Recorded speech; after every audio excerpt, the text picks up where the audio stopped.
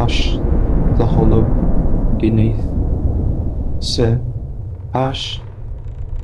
Chapter 1. The Invitation. Flow. The letter arrived on a Tuesday, slipped under the door of Clara's apartment like an afterthought. It was yellowed, the edges curling as if it had been forgotten in some damp attic for decades. Her name was scrawled across the front, in black ink, the handwriting jagged, almost frantic. No return address, no stamp, just her name, Clara Vayne. She tore it open, curiosity overriding the unease creeping up her spine. Inside was a single sheet of paper, the words typed in an old-fashioned font, like something from a typewriter that hadn't been touched since the 1950s. You are invited to Bellhaven. October 31st. October 31st, midnight, Tukchi. Sunset, Lichtless, come alone. Tell no one.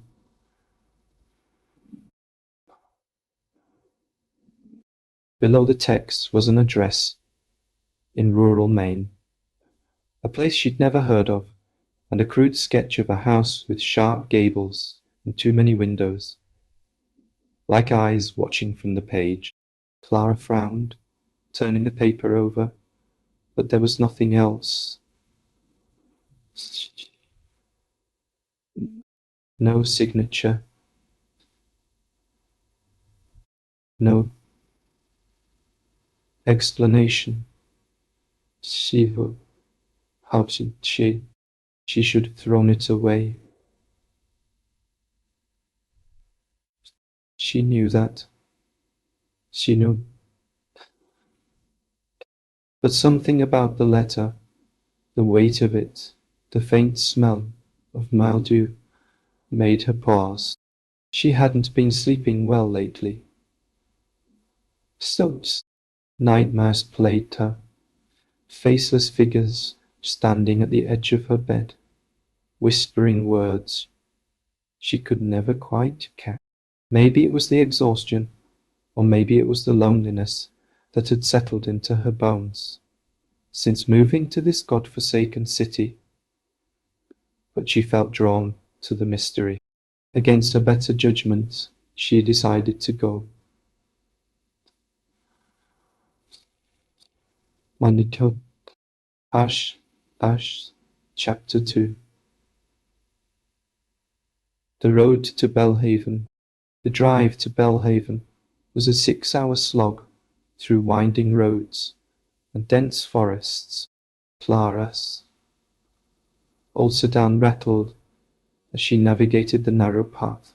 The GPS losing signal an hour ago. The address was real. At least she had checked online, finding only brief mention of Bellhaven Manor as a historic estate, privately owned, no public access, no photos. No history. Just those words, cold and final. The forest seemed to close in around her as she drove, the trees leaning inward, their branches scraping the car like skeletal fingers. By the time she reached the manor, it was nearly midnight. The house loomed against the moonless sky, its silhouette matching the sketch from the letter, tall, jagged, wrong. The windows glowed faintly, not with warm light, but something colder, like the flicker of a dying bulb. Clara parked and stepped out, her boots crunching on the gravel.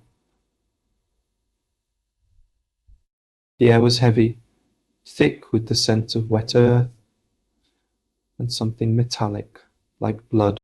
She clutched the letter in her pocket, her only tether to reason, and approached the front door. It was massive, carved with intricate patterns that seemed to shift when she looked too long. Before she could knock, it creaked open. A man stood in the doorway. And he says he's posted you, tall, gaunt, with eyes that seemed too large for his face. Tunnel. His suit was outdated, threadbare at the cuffs, and his smile was all wrong. Too wide, too sharp. Clara, he said, her name rolling off his tongue, like he'd been practicing it. Welcome to Bellhaven. I'm Elias. She hesitated. Who sent the letter? His smile didn't falter.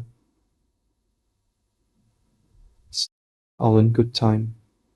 Please, come in. Shh. Hash, hash.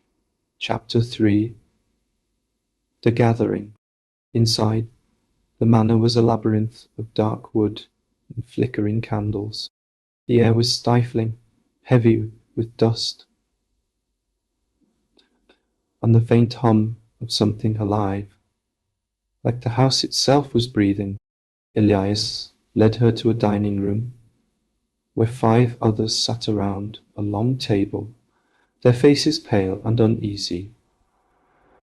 Strangers, all of them, but their eyes held the same weariness Clara felt.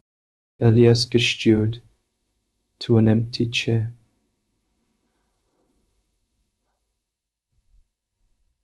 Oh, what is it? We're all here now. Clara sat, her hands trembling slightly. The others introduced themselves in clipped, nervous tones. Marcus, a middle-aged man with a nervous tic. Sarah, a young woman with haunted eyes. Daniel, a quiet academic clutching a notebook. Why are we here? Clara asked, her voice louder than she intended. Elias stood at the head of the table, his hands clasped behind his back. You were chosen, each of you. Bellhaven has a way of finding those who need it. Need it? Lena snapped.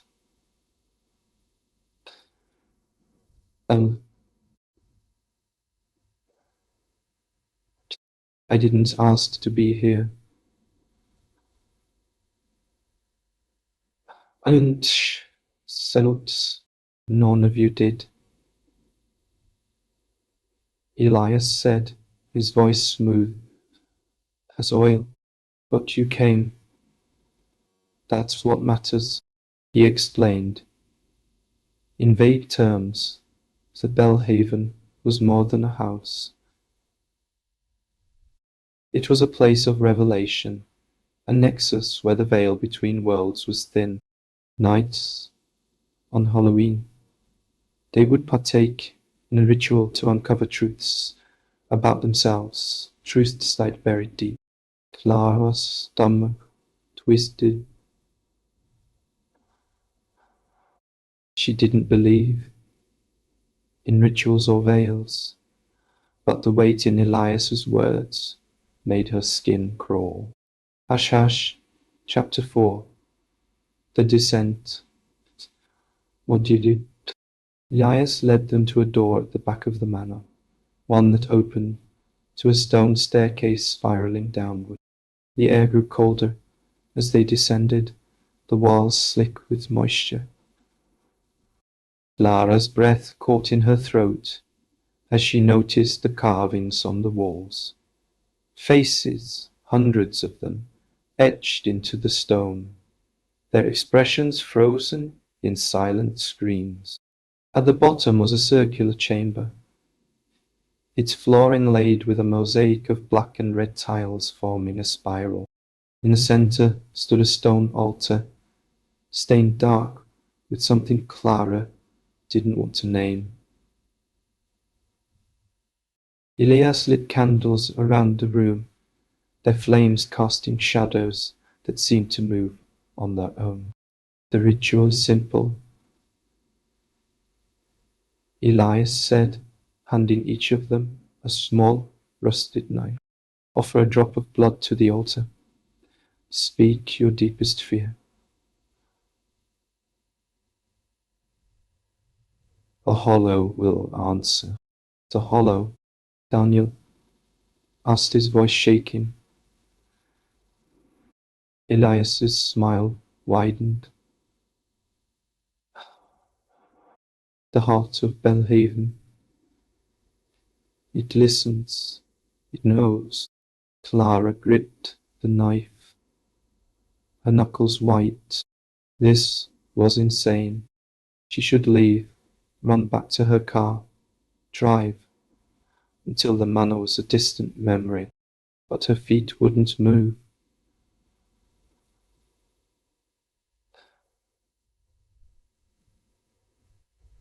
The others hesitated too, but one by one, they stepped forward. Marcus went first, slicing his thumb and letting a drop of blood fall onto the altar. I'm afraid I'm nothing, he whispered. The candles flickered,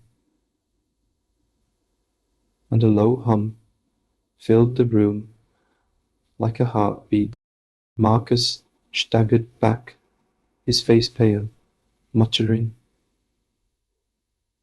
"It's inside me." Sarah was next.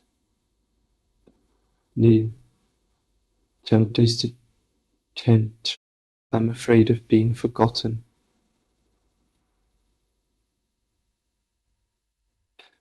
Unsuccessful tongue. Her blood hit the altar, and the hum grew louder. She screamed, clutching her head, then collapsed, sobbing. One by one, they offered their blood and fears. Daniel, arms freed of the dark. Lena, I'm afraid of losing control. Tom, I'm afraid of pain. Each time, the hum intensified. The shadows writhed, and the air grew heavier. Clara was last. Clara. She didn't want to do it, but the others' eyes were on her, and Elias's smile was a challenge. She pressed the knife to her thumb, wincing as blood welled up. I'm afraid of being alone, she said, her voice barely a whisper. Then the drop hit the altar, and the world shifted. Hush, hush. Chapter 5. The hollow speaks. Whatever context, the hum became a roar. A cacophony of voices whispering in languages Clara didn't understand. The shadows on the walls stretched, forming shapes, hands, faces, bodies. The altar cracked, a jagged line splitting it in two, and from the fissure rose a darkness that wasn't shadow, but something alive, something hungry.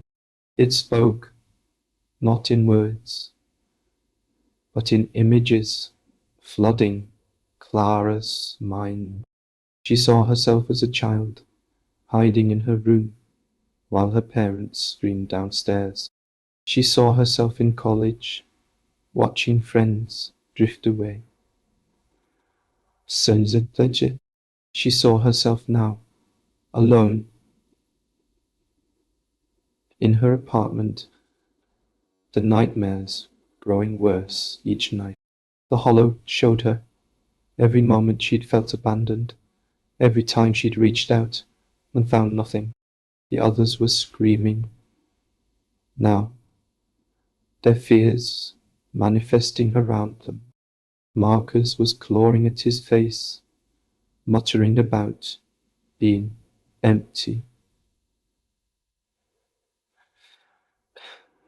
Sarah was curled in a ball, begging to be remembered.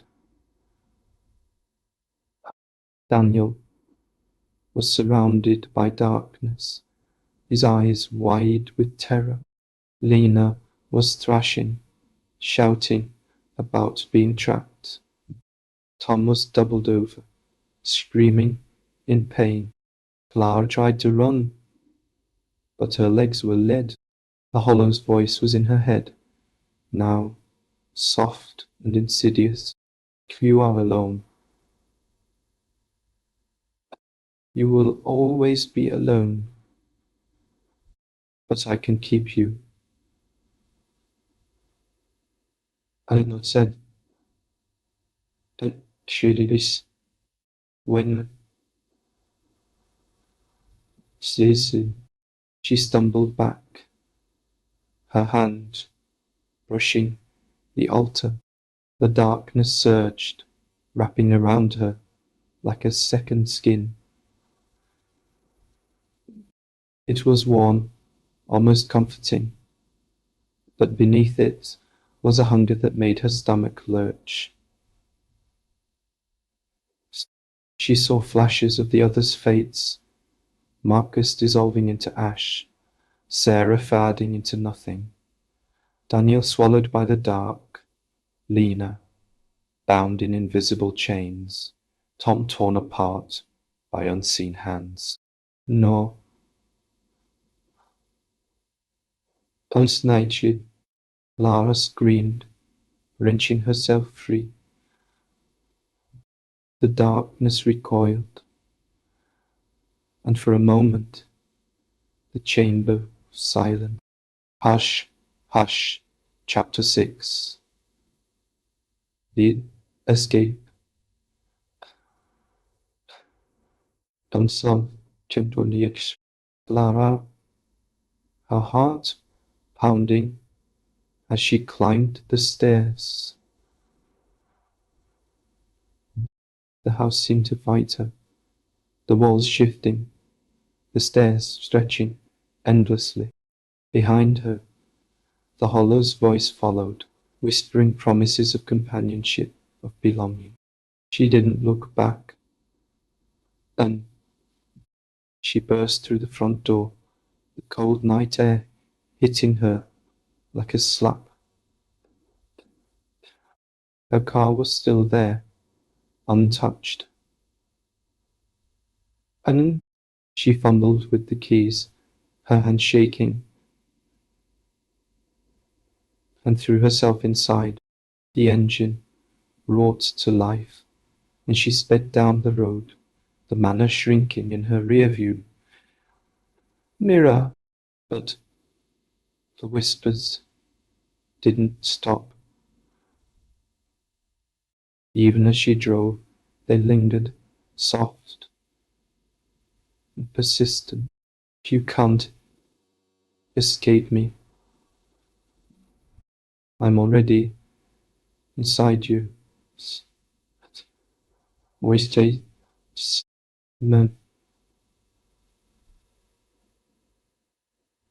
Dag. Hash Hash. Chapter 7. The Aftermath. Clara didn't sleep that night, or the next. un unsatiated entity. She burned the letter, moved to a new apartment, changed her number. But the nightmares were worse now. The faceless figures were gone, replaced by a single presence, a shadow that watched from the corners of her vision, waiting. She never found out who sent the letter. She never learned what Bellhaven was, or what the Hollow wanted. But she knew one thing. She wasn't alone anymore, not in the way she'd feared. Something had followed her from that chamber, something that would never let her go. And every night, as she lay in the dark, she heard it whisper her name.